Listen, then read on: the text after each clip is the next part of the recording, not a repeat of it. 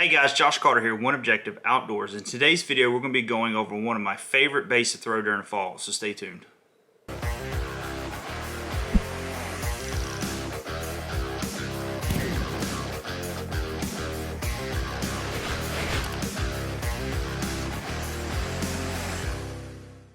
Alright guys, like I said at the beginning of this video, we're going to be going over one of my favorite baits to throw during the fall. Now, I was outside trying to shoot this video and it's super windy today. It'd be a great day to be out on the lake actually throwing a spinnerbait.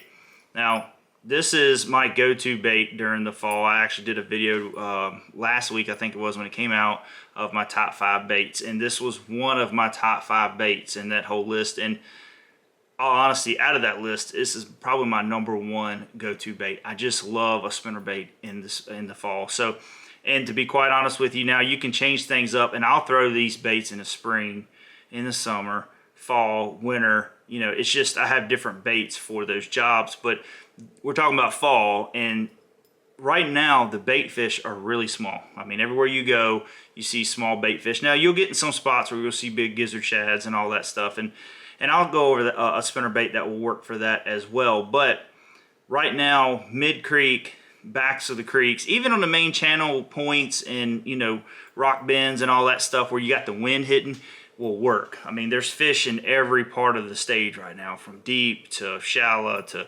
backs of the creeks, mid-creeks. They're everywhere. So it's very important, you know, to get that time on the water and constantly throwing these baits or crankbaits or whatever you like to throw. But the main thing is trying to figure out exactly where they're located at. But this is a great search bait. You can cover a lot of water. You can work it through laydowns. You can get it up under docks. You can work it real shallow and riprap. You can throw it out there, let it hit the bottom and slow reel it in. I mean, you can work so many depth ranges with it. It's just a very versatile bait. So, but I have 2 different baits I like to throw this time of year. One's going to be the Z-Man, and the other one's going to be the Booyah 4-blade. Now, I really like the Booyah 4-blade. I've caught a lot of big fish off of them. Now, I will say you got to be careful. They will break. These will break on you too, as you've seen in one of my videos. They're very thin wire. A lot more. They're a little thinner than the Booyah, shall we say. So, but I catch a lot of fish off of both of them.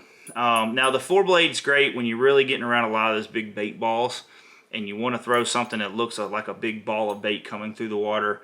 And the only problem I have with the 4-blade, now you see I have a trailer on here. I do throw a trailer a lot on a 4-blade. And the reason is a lot of times with this being so big, I have them hitting the blades instead of the bait. And actually this will catch them in the side sometimes instead of, you know, like right here or whatever. They'll hit here and it just swings around and catches them in the side. And I have caught some fish like that, several fish like that. So when I notice that they're really starting to hammer just the blades, I'll switch up to a more finesse style spinnerbait. Now, this one right here, when it comes to line and all that, I go a little bit smaller on my line. I'll go down to about a 12-pound test when I'm throwing this. I don't like going much over 14. Depends on the line brand you use. I like throwing Sunline a lot, so 14 is about as big as I go on this. When you get to the Booyah, it's a heavier, it's a 3/8 ounce. I'll go all the way up to 16-pound test, especially when you're working around like laydowns and all that stuff. So, but there is several different ways of rigging your spinnerbait. Now, like say, if you're getting a lot of short strikes, it's very wise to use a trailer hook. Now, I like to take the tubing that they send with the trailer hooks, I'll rip it off the eye of it, and then I'll cut it down, and I'll leave this loose. The reason why I leave it loose is because when I'm going through over trees or whatever, a lot of times it'll hit it and it can move all around. Now, you can still get hung up. That's a bad thing about a trailer hook when you're working it through brush piles and all that, is sometimes it wants to roll or whatever and it'll catch that back hook. So it's, you know, you kind of got to deal with that a little bit, and that's on both of them, but I always leave them loose. I see some guys, they like them, you know, where they'll leave this on there and it's a stiff trailer hook and it don't move around much, and that might be okay for going through heavy cover. But I like this as being loose. I don't really have no issues with it, you know, catching or hanging anything when I'm casting. So it just seems to do a lot better, especially if the fish gets it. It allows the bait to move around a little bit more when they're jumping and not pulling the hook trying to pull the hook out of their mouth. All right, if you don't want to use a trailer hook and you want to use something that gives the bait just a little bit more action, something to really draw those fish in, a couple of my favorite, I'll show you a couple of my favorite trailers I got here. Now, one of my number one, now I use this a lot on my buzz baits as well. I've actually had questions about a last video I did, one of the other videos I did about what bait I was throwing on my buzz bait. But I use this on my trailer on my spinnerbait, and I use it on a trailer on my buzz bait, and that's the Kamikaze by Big Bite Baits. This one here, this color here is called Glow Silver.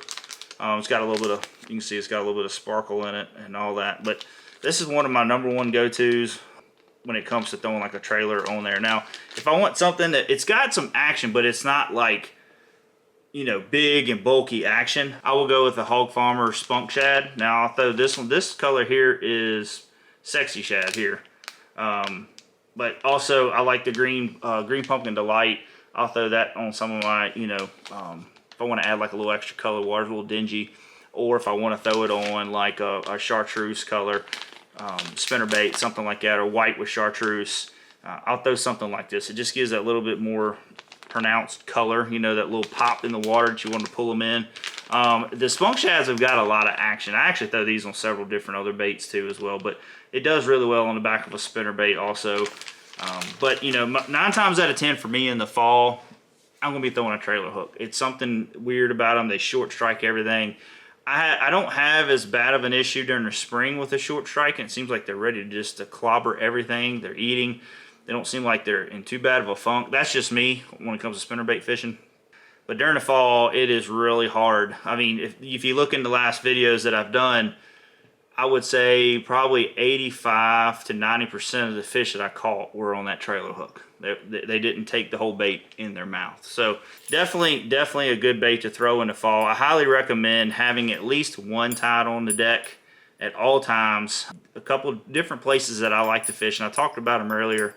But if I'm going to pull back in the backs of the creeks, I'm going to be looking for laydowns. I'm going to be looking for places that it's a visual target, you know, where it's either the side of a floating dock. If you don't have much laydowns back there, I'll throw it on, you know, on the sides of floating docks. I try to get as far back under the dock as I can, bring it by the poles.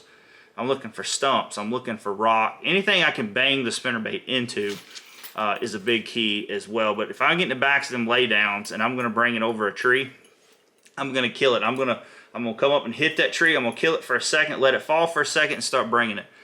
And I'm going to do it 2 different ways. If they seem to hit it on the fall when it comes over, I'm going to start doing that. I'm going to start trying to replicate that on other trees. And then sometimes it'll hit, and you can just keep going, and they'll come right up over there and grab it. But a lot of times I try to just give it a split-second pause, just to let it fall over for a second, and then come back up, and will generate a lot of strikes that way. Now, I like to really work a tree over.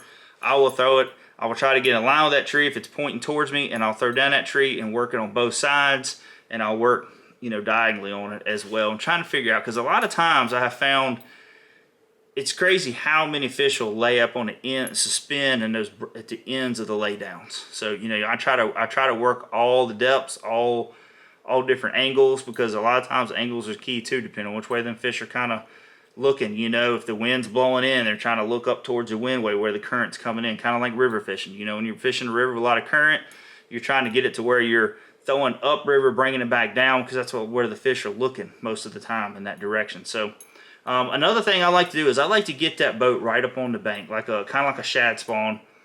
And because if you look, you'll see a lot of shad up shallow sometimes up there. And if you get up there and you get to looking around, you'll see bass way up on the riprap. So I like to take this, I'll get the boat up on the bank, and I'll just throw as far up that bank as I can and keep it in that strike zone as tight to that bank as I can. If I got some stumps that are off a little bit, I try to keep that in mind, and I'll bring it down and bring it by those stumps. So, and then another key spot, I mean, is points. Main channel points, secondary points, somewhere with a lot of riprap or big natural rock, stuff like that, especially if the wind is just hitting it. If wind is crashing on it, any structure, if the wind's crashing on it, a spinnerbait is really, really, really hard to beat. Now, like I say, I keep my colors simple. I like to stay with my whites and my natural shad colors for the fall. And when you're in that clear water, you're in that a little bit of stained water, and then if it gets really muddy, like we get a big influx of rain and the banks of the creeks are really muddy, I might stay back there and fish for a little longer and throw like a chartreuse color.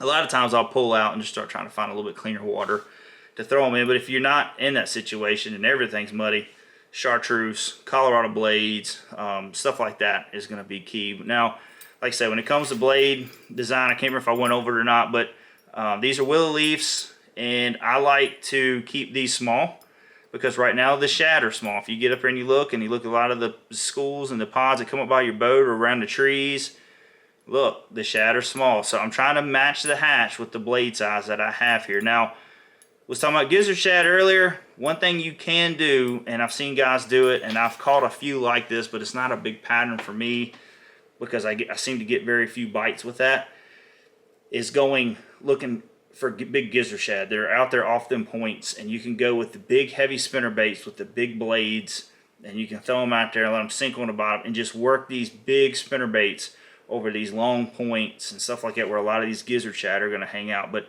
a lot of the LY and all that stuff that we're chasing, it's really hard to beat these double willow leaf blades and these smaller baits and just matching the hatch of what you're, the fish that you're fishing for, that or what kind of bait they're keyed in on. So, but these are just, like I say, these are just a couple tips I have for spinnerbait fishing. Like I say, keep it kind of simple. When it comes to rods, now you don't have to have a high dollar rod to throw spinnerbaits. You just don't.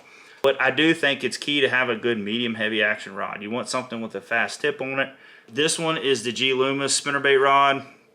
I really like this, and I'm using a 6:4 gear ratio Shimano Corrado DC. I don't want nothing too fast. I don't want nothing too slow. The 6:4 seems to be just a great all-around bait casting ratio for spinnerbaits, for most things anyways. The only time I go to higher gear ratios is if I'm working jigs, Texas rigs, Carolina rigs, stuff that I have to, reel up a lot of slack real quick to try to set the hook. So, but like I say, and most of my line is anywhere between 14 to 16, unless I'm going down to like a quarter. And depending on the bite and how clear the water is, I might go to a 12. But I try not to use a 12 too much, because when they hit these things, they hammer them pretty hard. And if you get it over in brush piles and stuff like that, you just got to be careful with getting hung up in there. And I feel like that at least 14 can hammer them out, pull them out of there a little bit better than your smaller line. So, but like I say, that's basically how my setup is with spinnerbait fishing. That's basically my two go-to baits. If you pull up to the lake and you see me out there, you pull up my boat, I guarantee you're going to see at least one of these, probably if not both of these, tied up and sitting on the front deck of my boat. So, but other than that, guys, hope you enjoyed the video. If it did, comment down below what your favorite technique is, this time of the year, and also let me know, do you love throwing spinnerbaits as just as much as I do? I grew up throwing these things. My dad taught me to throw them, and I've tried to perfect this the best I can, and it works for me a lot. So I love spinnerbait fishing. So, but other than that, guys, we'll talk to you later. See ya.